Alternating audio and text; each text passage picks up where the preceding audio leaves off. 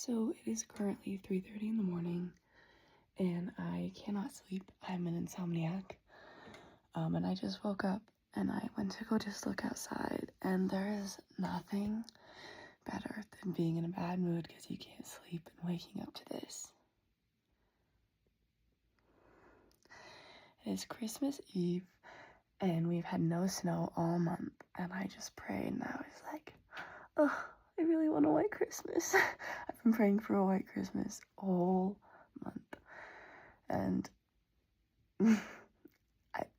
he came through. God is so good.